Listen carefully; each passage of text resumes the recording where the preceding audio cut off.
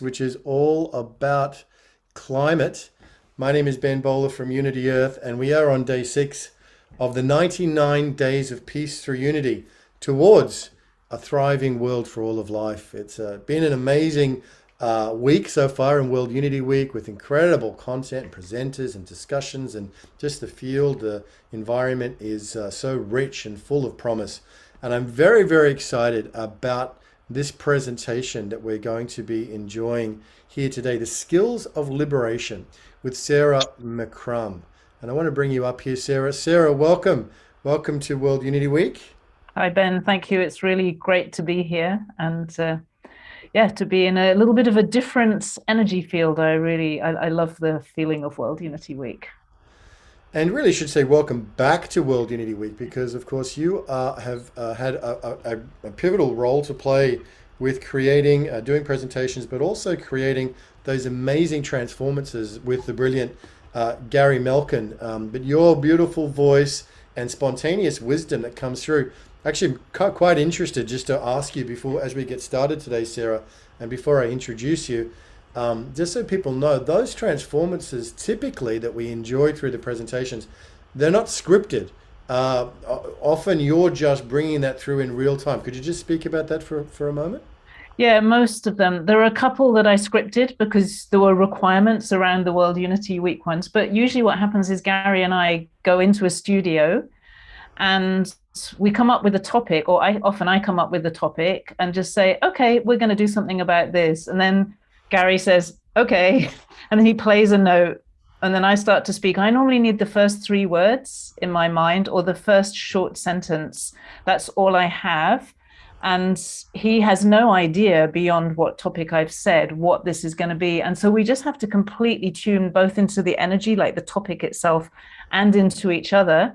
And then I speak and he plays, and then we listen to it. And At the that's same it. time. At the same time. And he always, like the temptation is to think, oh, that was no good. And we listen to it. It's like, oh, wow, is that what we did? It's always a really nice feeling. That's such a brilliant Oh my method of God, they are creation. amazing. I wish we had enough time to play one, just so people know what We're we're going to play talking 3 of We're them, going to John. play. I've got 3 of them about. lined Oh up my God. because these are short ones. Like some of them are 10. We've got one that's 25 minutes long. No, I've just recorded one recently that was 45 minutes long, recorded completely as live. But yes, so they're all different lengths, but I'm using short ones today. Well, let's get into it. Let me just say, Sarah McCrum is an author, educator, and business innovator who has spent more than 20 years teaching business owners and their families to live and run their business in alignment with their true self. Now, all of that's great and true, but let me also say that Sarah is one of the most profound teachers I've ever come across, and coaches with a clarity that is quite rare in the field. To be able to really zero in on what that purpose and that focus is. And part of that, in my discussions with Sarah and doing programs with Sarah over the years, comes from a Chinese spiritual tradition, which doesn't have a lot of fluffy stuff about it, but is just very, very straightforward and clear. So we appreciate that very much, Sarah, and it's delightful to have you with us in World Unity Week. So let's get into it. The gifts or the skills of liberation with Sarah McCrum. Thank you, Ben. I started for the first time this year to talk about skills. Before, everything was about consciousness and wisdom and a lot of inner stuff. And I realized that we're in a place now where we need skills. We need the skills that enable us to navigate our way towards a future that we know somewhere inside us is possible. We know that we want. Sometimes it feels more clear, sometimes it feels more hazy. And of course, we all have different versions of the future because we all want to feel our own sense of self in that future, not just the collective. It needs to take account of both. But what I was seeing is that people, even really capable people, were actually not finding it easy to navigate because there's so much stress in the field, there's so much tension, and there's so much pressure in different ways. And so I started to talk about building capability, building capacity, really the capacity to liberate the human spirit and therefore for us to be able to create, contribute, and achieve whatever we choose to. And that might literally be a very simple, beautiful family life on the land. It might be a world-changing global organization. It might be whatever suits you, your potential, your nature, who you are. And I think that it's really important that we feel that sense of agency and power to choose. And to me, that's what comes when our spirit feels free. And that means that we're able to operate in this world, in this body, with this mind, all these bits that seem to be a bit unruly and difficult and don't always cooperate with the beautiful spirit that we can be in touch with. When we can bring all of that together and move all of it in an aligned direction, that's where we become really powerful as human beings. And frankly, we need to be that powerful. Ben and I had a conversation just recently about if the people who work for the light, so to speak, or for the positive future need to be as well organized or better organized than those who are working for the old systems. How do we get to that place where we are that well organized? And to me, we need that kind of spirit, because that spirit overcomes any obstacle, and it melts together all the different aspects of life into a kind of very pure, raw power that is both human and beyond human, and is a very powerful place to be.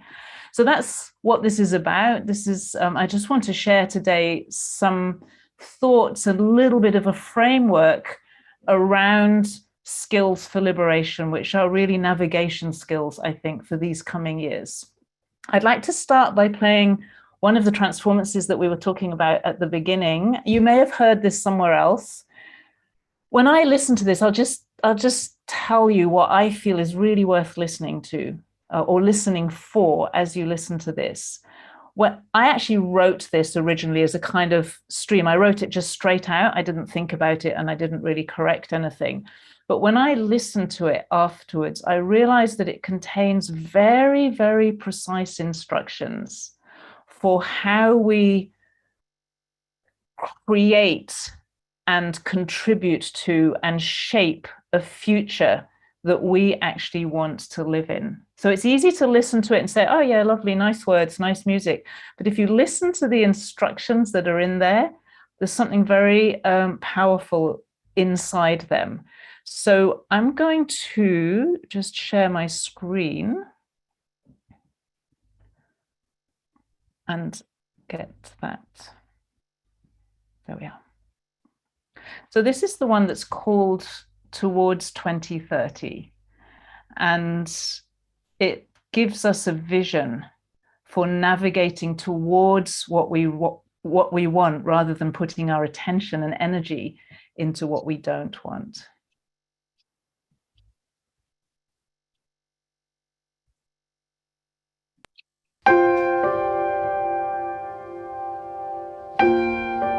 Let's take a look into the year 2030.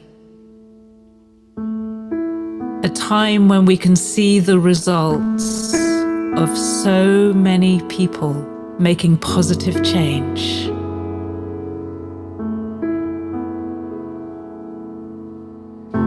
Let's feel right now what it's like to know peace on our planet.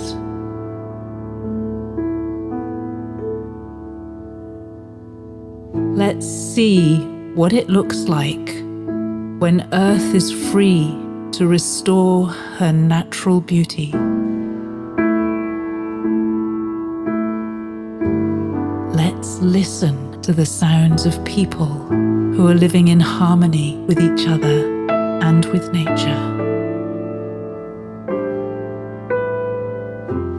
Let's sense the deep love for life that has created this change.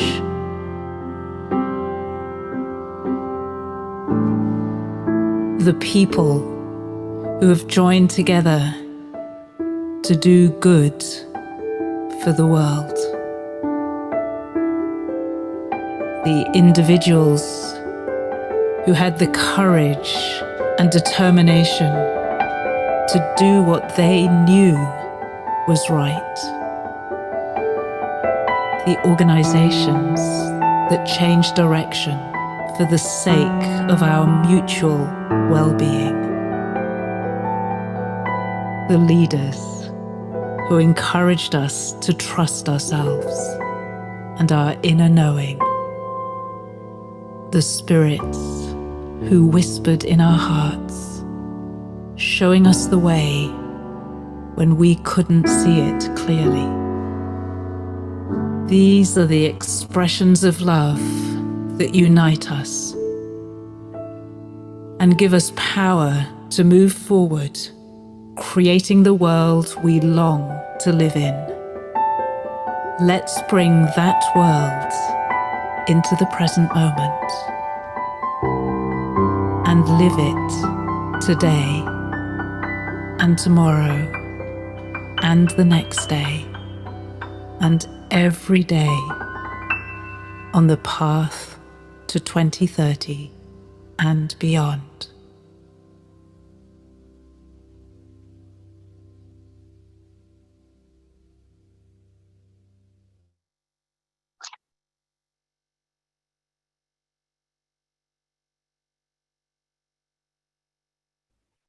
If we follow those instructions, they are like the manifestation, materialization, and creation blueprint for moving towards any vision that you hold.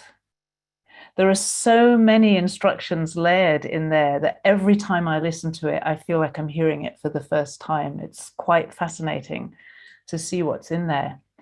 And then the thing that happens when you have this very strong movement towards something that you care about so much, that you stand for, and that you value deeply in your heart and your soul and your being, is that on the one hand, this tremendous creativity arises and the ability to achieve things that seem absolutely impossible from the normal perspective. And at the same time, all kinds of challenges come up, which is where your more limited self and your more limited experience from the past, which was not really ready for that vision yet, starts to get in the way. And so you just experience problems. They can be business problems and family problems and all the kind of problems we are very used to experiencing. But these are extremely important moments in our journey, of course, those problems. I think one of the biggest things and one of the most important things in our shift towards the future and away from the past is that we don't start with the problems and we don't spend our time digging and looking for problems or blockages or the things that are getting in the way. Because what I've observed is that when people do too much of that, they actually just constantly produce more and more blockages and problems. There's always going to be something else. And it feels like an endless pit of digging down into the darkness. And it's not that that darkness doesn't need to be revealed and brought to the surface, but there's a timing around this that enables a much more graceful transition.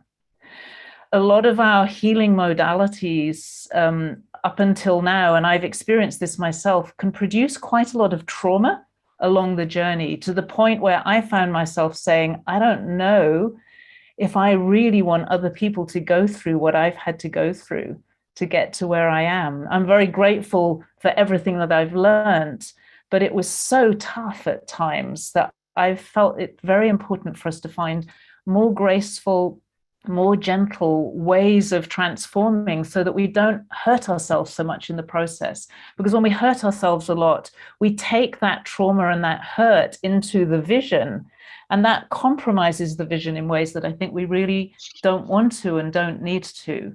It's challenging enough to move towards a vision, even to form a vision and to stand for it and to stay consistent towards it and keep moving towards it. That is enough of a challenge without having to navigate the very traumatic healing experiences and transformational experiences along the way. So I feel that that's a central piece that we can look for. And the word graceful is what comes to me all the time. Just more graceful, more graceful, more graceful, please. so that we can arrive wherever and keep living in relatively good shape, and not be so exhausted that we don't get to enjoy any of what we're doing. So there are three areas that I think are really interesting in terms of these skills of liberation, and in terms of our shifting from an orientation towards what's wrong, all the things that are wrong with the world, wrong with the system, wrong with the government, wrong with money, wrong with the banks, wrong with everything, where it's so easy to spend so much time these days. And we've had an immersion in it over the last couple of years beyond anything that we experienced before that. If we want to shift our energy towards the vision and towards the future and the creative and generative side of life, which is where all the joy and all the fun is to be had, there are three areas where I think it's really helpful to find some kind of liberation. In fact, I think I find healing and transformation and liberation are all necessary on this journey. And we move between them. Sometimes we heal something and then we start to move on and transform and start to do things much better. And then we start to move towards a sense of liberation, of real inner freedom in that space. Let's say it's in our family relationships. We've healed them. We've got over the really difficult, the fights and the arguments and the misunderstandings. We start to transform into a family that's functioning really well.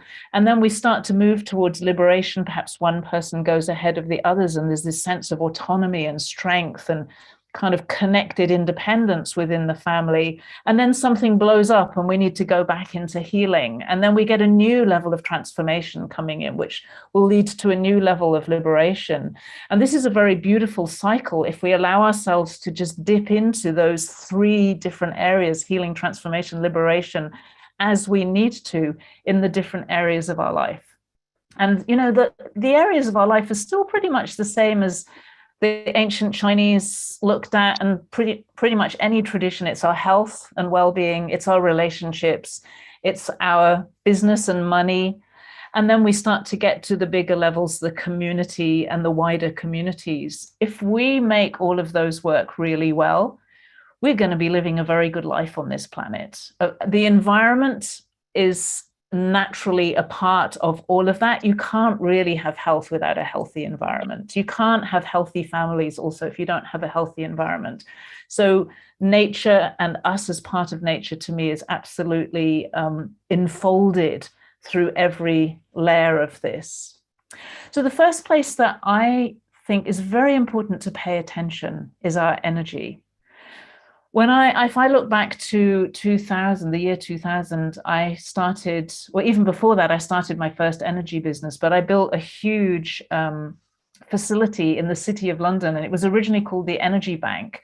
And our job was to provide energy to there are a lot of large companies, a lot of large financial companies, banks and insurance companies and all those kinds of places in that area. And we had this idea to supply them with really positive energy. And so we built this big place, very, very beautiful. But if I look back on it now, it was such a brave and crazy thing to do, because it was almost impossible to even speak about energy in the UK at that time. It was such a strange language. And it was so, it's like, energy, what's that? And almost dangerous territory. But anyway, there we were. We did it. But what I've come to recognize over time is that if you clean your energy, and if you get your energy really well structured and well organized, like a car where all the pieces are running really well, there's no oil and grease and stuff built up anywhere. You haven't got old rusty bits or bits that have fallen off or not working properly, but your entire energy mechanism, so to speak, is running really well. That has the most remarkable effect on your health, on your relationships, on your ability to do business and make money and create projects and create outcomes to your projects, and to actually move towards your vision at a very holistic level, where you're not just business, business, business, and you abandon your family or work and sacrifice your health, but you actually integrate the whole of your life. because this seems very important for us, for our future. If we sacrifice ourselves in the process of creating this beautiful vision, we've actually created a vision that is full of self-sacrifice. And that means there's a lot of people living in that vision who feel very compromised by their contribution to it. That's not even part of the vision. So we need this kind of whole and clean and functional energy in order to have integrity in the way that we create and shape and move towards that vision. And what I see is that people have a lot of challenges with their energy. And as a result of those challenges, their health can be very compromised. Relationships can be much more difficult than they need to be. And business is very complicated. It's really complicated if you don't have clarity of mind, if you're not easily able to access a very sophisticated and beautiful level of intuition and guidance that's available to everybody who runs a business or to all of us. If you don't have access to that, business becomes very complicated and slow and clunky and stressful and extremely unenjoyable. And so energy is a fundamental resource of human beings. Of course, energy is also what we use in order to conceive of a vision. A lot of that vision is actually energy. It's an energetic experience. And then to align ourselves with that vision and to align all the different parts of our life with that vision, that is an energetic experience first and foremost. And when you get it on the inside at an energetic level, when you activate the energy that's involved in whatever you're creating, it becomes very, very easy to create things. If that energy is sluggish and slow or kind of just dirty, it's that much harder. And we have to be really honest with ourselves here. When we get stressed, when we get overwhelmed, when we get too busy, which is usually trying to do 3 things at the same time when you can really only do one. When we feel out of sorts, there is always something going on with our energy. And the most beautiful thing for me about energy is that when you learn the skills of energy, you learn the fundamental skills of solving any problem in the world. Literally. If you can even imagine that there's a solution, you don't need to know what the solution is. You don't need to know anything about the how to get there. But if you can just say, I am not going to be pushed down by this problem, there is a solution. It doesn't matter how impossible it looks. It doesn't matter what the world is saying about it. I alone, if necessary, can stand for this solution. Your energy will then go and look for it if it's working well. So to develop the skills of mastery of ourself and our emotions, which are a part of our energy, and mastery of our energy, to me, is one of the fundamental skills of liberation, one of the fundamental skills that will enable us to have the power and agency and capability to shape the future in a way that we want to do so. And that's both for us as individuals and in our families, as well as for our collective future. Because when our energy is working well, we're able to be fluid with other people and accommodate their visions and their directions and weave all of that together into a collective direction that allows for the individuality and the diversity of humanity. Because it's so easy for us, especially those of us who are a little bit older, to have this model of the hero leader who leads everyone off in a direction and gets everyone following them, but it's their vision, and it doesn't include the visions of all those people. They're just parking their vision for the sake of yours. That's an old model. So we need to create an environment where everybody's energy is well supported, is well taken care of, is well engineered, so to speak. I know people who are like literally energy engineers, and they have the spanners and the screwdrivers and the bits and pieces that make your energy work really well, and then learn how to use this wonderful engineering we have, if you like, in order to do the things that we have shown up to do in whatever capacity that is, which is quite different for every single one of us. So that's my number one thing is energy. I think that I would put energy and education about energy at the heart of schooling. I would put it at the heart of business. I would put it at the heart of family life, because in the future, we are not going to be able to function if we don't have this as part of our language. All right, let's move on to a different topic, which is our relationship with money. This is a little bit different.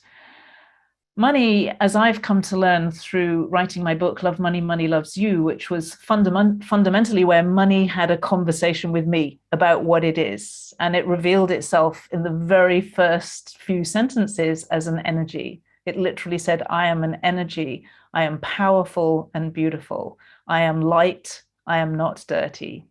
And it went on to say 286 pages more to me of what it is and what it's not, and how we have totally and utterly misunderstood it and created systems that are very limited as a result. So it would be tempting to just keep on the topic of energy and love and all these beautiful things that we know are so important.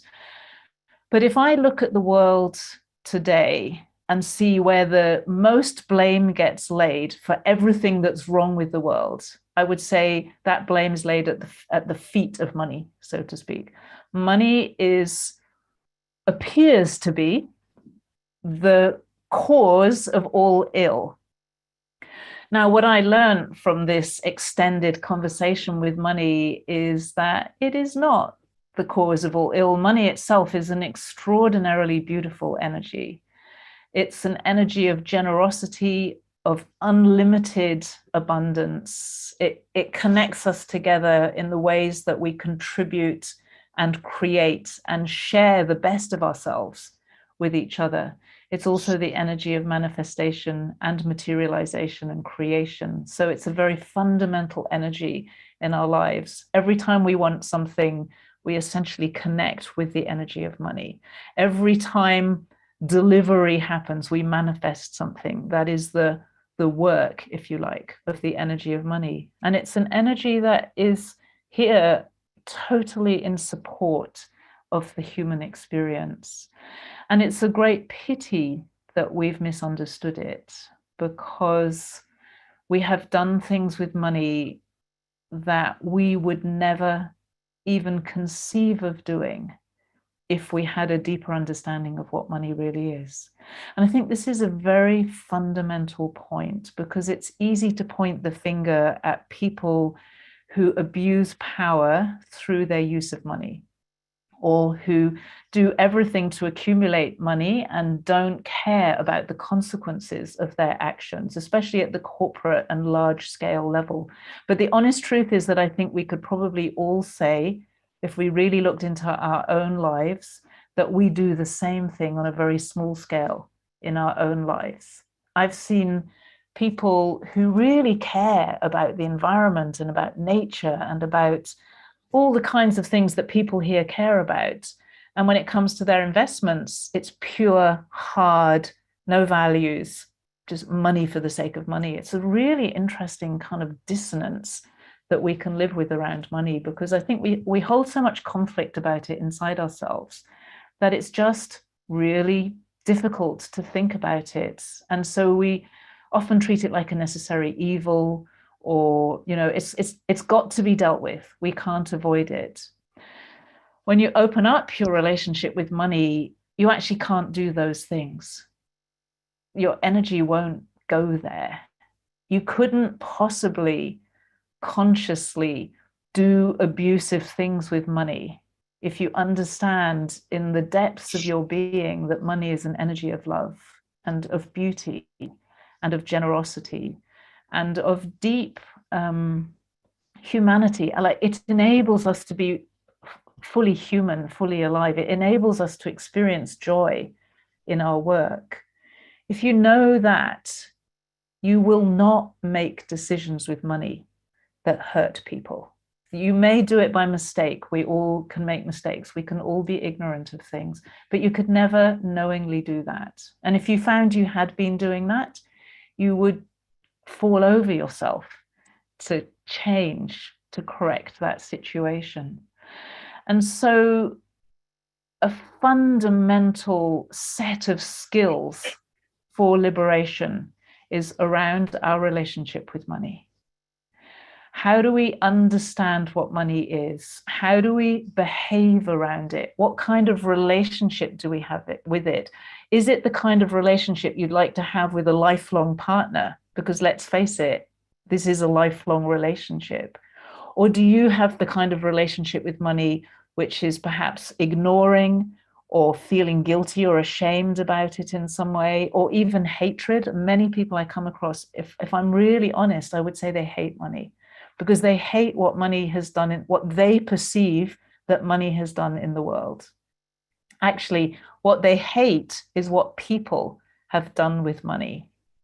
And when we can get that clear, and then we can see ourselves and see, what do I do with money?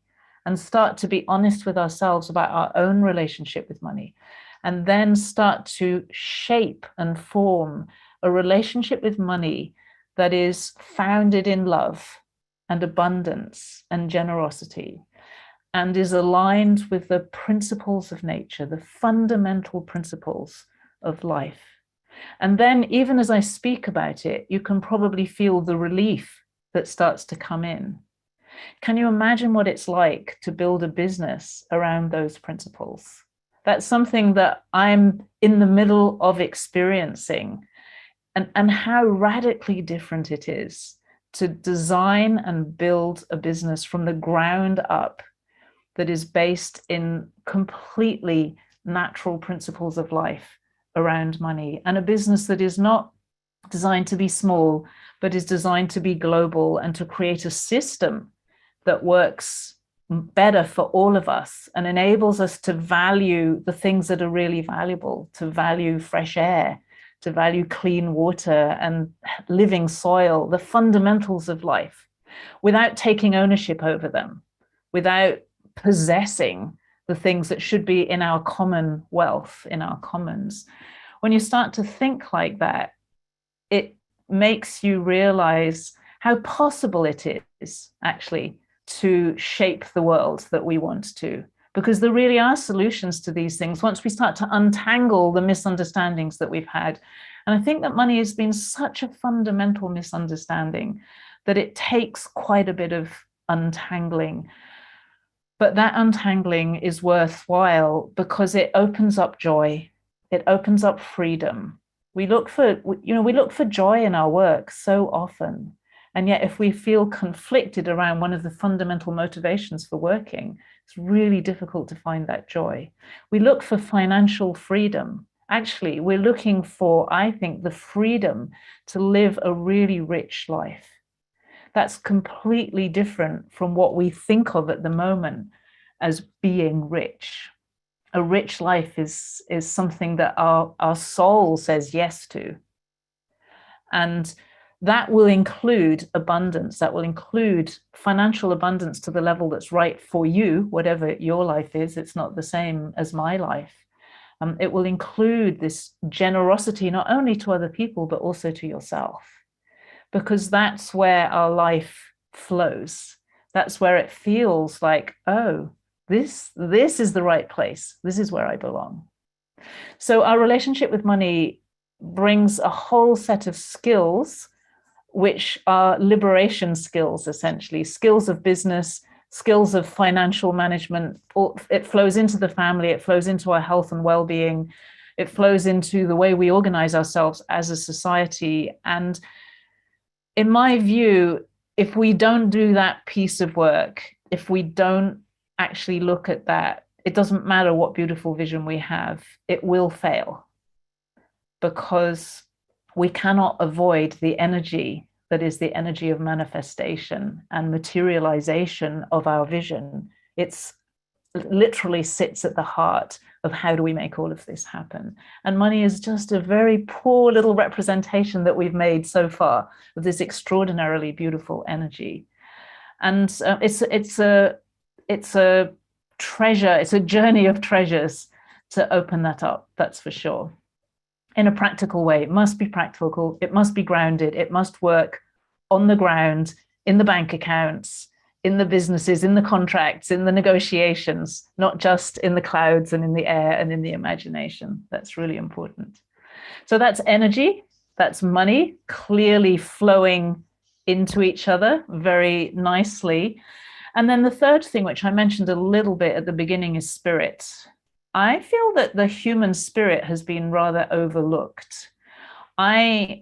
Throughout my life, I've always loved those films, you know, the Erin Brockovich kind of films where there's this powerful woman, probably because I was female, but it could be a man as well, who stands up and, you know, they have this incredibly strong spirit that's not really fighting so much against something as fighting for something. We see it, and I think we give away our power when we see it in the Olympics. You know, that spirit to win something, not for the sake of beating other people, but for the sake of, in your area, being the best you can possibly be, and always trying to be more than you could be. There's something, it's not a coincidence that things like the Olympics draw so much attention, because it speaks to something in us that is important. And at times I felt nervous around our visions of the future, that we would all become very beautifully loving, but somehow lose our spirit. And there's something in us that longs to achieve and stretch and solve and create and do the impossible. And at this time in our evolution and history, we need that spirit. I would say this is the most important skill for us to develop, because we are facing a world where the vast majority of people are feeling apathy, disengagement, disenchantment, confusion, all the things that dampen and cloud the spirit.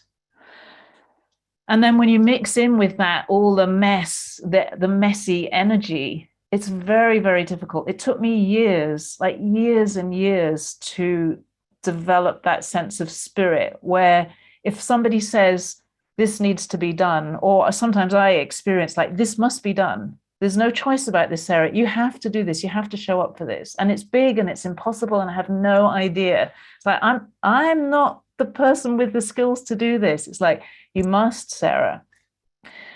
It took me years to be able to say yes to that. I used to be able to say yes inside myself and in my imagination, but I knew in my heart that I didn't have what it took to do it. And I tortured myself about that because it was something that I admired in other people. And I knew, I was given challenges by one of my Chinese masters. And there were times when I would say yes, but I knew inside myself that I wasn't going to do it, because we do know that. And I think a lot of us have been very bruised in our life by experiences where we've tried to do things and failed, maybe misunderstood the value of failure, or where we've been pushed in school to do things that had no meaning for us whatsoever, and maybe weren't successful, or we were successful, but it was empty when we got there. There was no sense of real achievement. It was achievement for the sake of achievement. There are many ways that we've got bruised and battered and hurt around our spirit. And then often when we've had a lot of medications and a lot of toxins and things like that, that also dampens the spirit. But the point about this is that the spirit is what calls you. You know, it calls you to be you and to stand in your shoes and to have the authority and the power and the agency to make a difference, to change things in the world.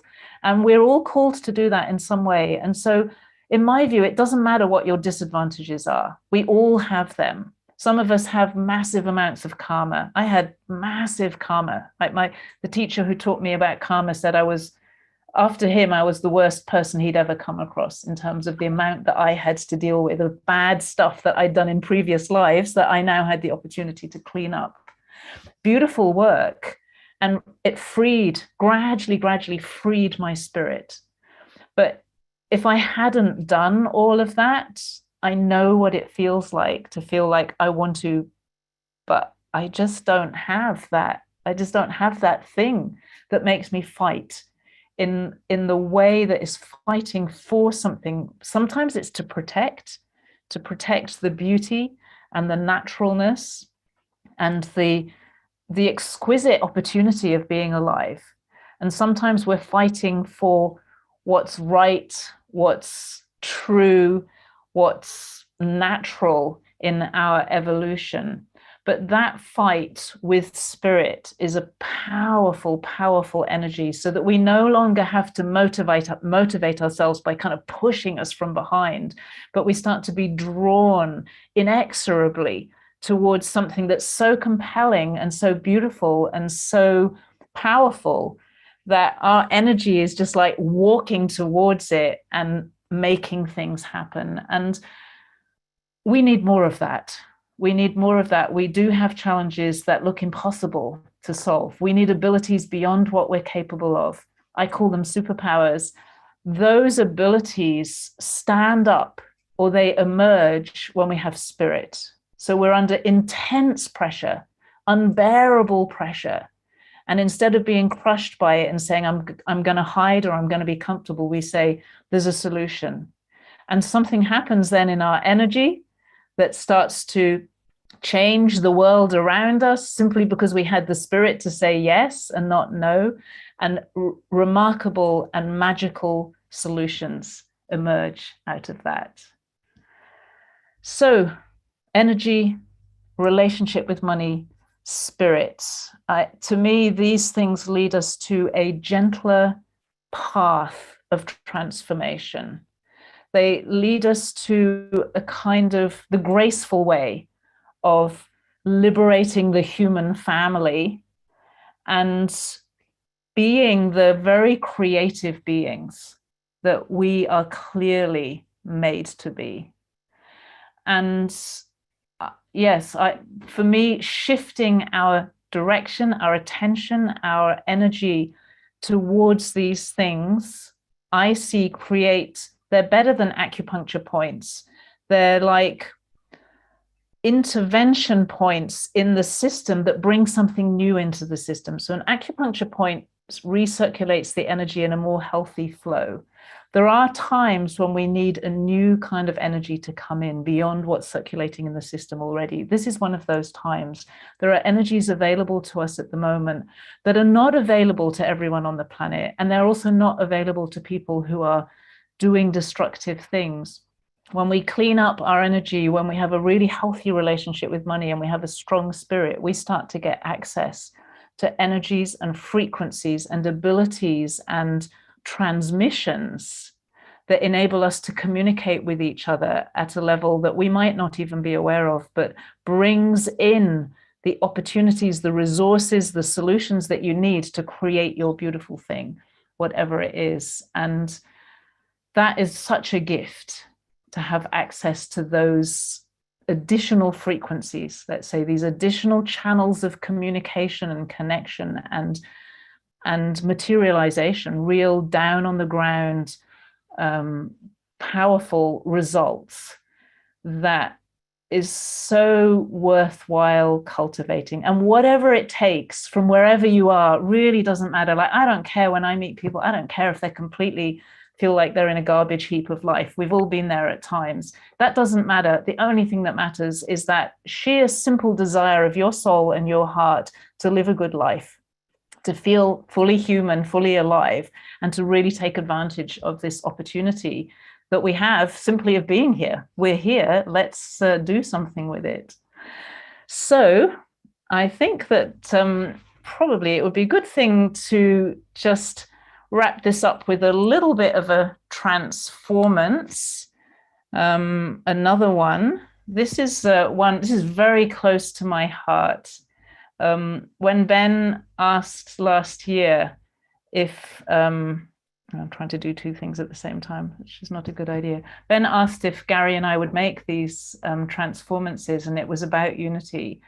And we were in the studio. It was very challenging because Gary was in America and I was in this smoky painted black studio in Australia. I hadn't realized it was going to be like that.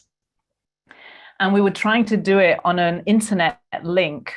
And Gary was listening to my voice through the phone. And I had some kind of, sort of broadcast link into my ears. So we weren't even sure that we were hearing each other simultaneously. We'd never done anything like that before. But I said to Gary, and I had this idea before we came, I said, I want to do an invitation to unity. And it was completely spontaneous. And there's something about it that touches to me into this freedom, this liberation that we can experience in our diversity and our unity when we bring it all together.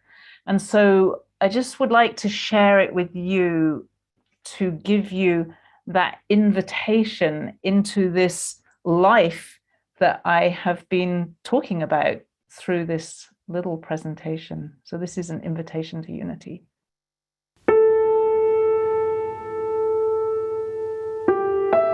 You are invited to experience unity.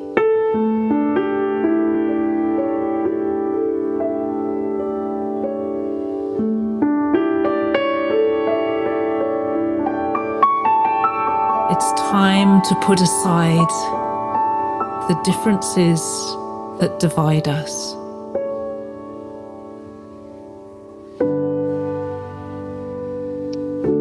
And embrace the beauty of each one of us being different,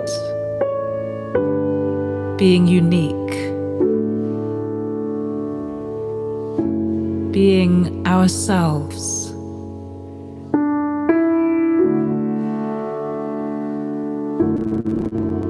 In the essence of who we truly are.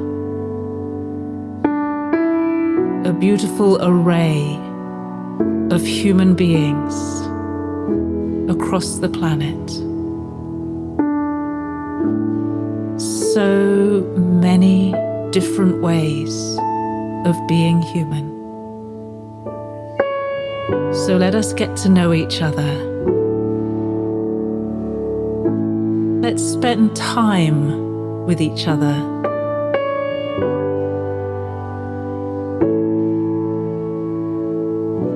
Let's learn from each other. And let's open our hearts to each other. And let's find the unity that exists right in the middle of the richness of our diversity.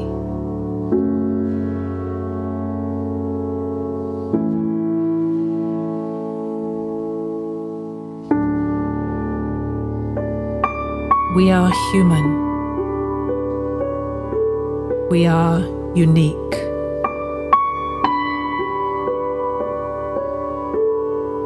We are one.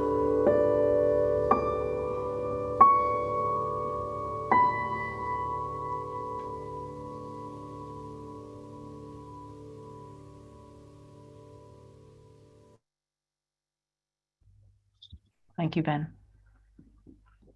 Oh, Sarah, that was magnificent. Thank you so much. Skills of liberation and the gifts that you are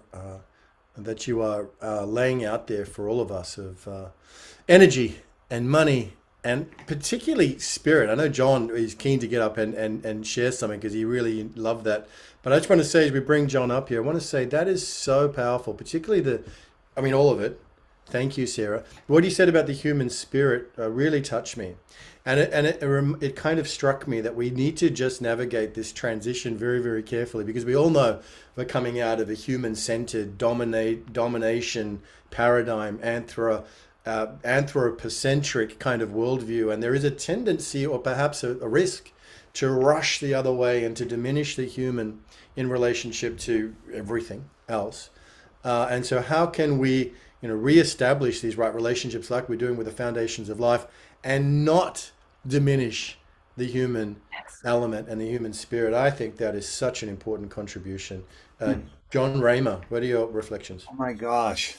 I didn't realize it though. I know they were improvised in some way. I didn't realize it was really just like that. I mean, that's incredible, Sarah. As a musician, I mean, the two of you are connected there in a deep, deep way. And your point about vibration and energy and learning that, how essential that is. I think one of the most profound things we've all seen on Zoom is how real we can be with each other. And having, and this is Gary's vibrational thing. I mean, you guys together, and that is, for me, this is the way you do it. You get into regulation, co-regulate and self-regulate, and bring ourselves into coherence and see what's possible there with ourselves to use these skills of liberation as well as then to co-liberate. Yep. It's really true. We're really onto it. This is so good. What a gift this is. I'm so happy. We shared it on 62 pages. And I just Thank you, John. That's amazing. No, everybody wants that. Who doesn't want that? I Freedom. know. That's right. That's who doesn't want that.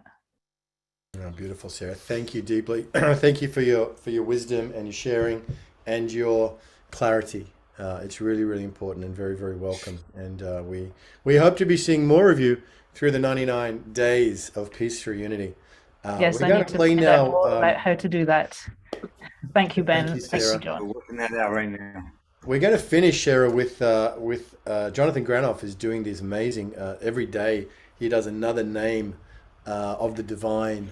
According to the Quranic tradition, 99 names in 99 days. I haven't seen today's, but I'm excited to see it. So let's just stay on for a couple of minutes and we will finish with Jonathan Granoff. Following this, we've got the Flags of One Family with Linda DeHart and beautiful Dear Koi presentation, which is going to be beautiful.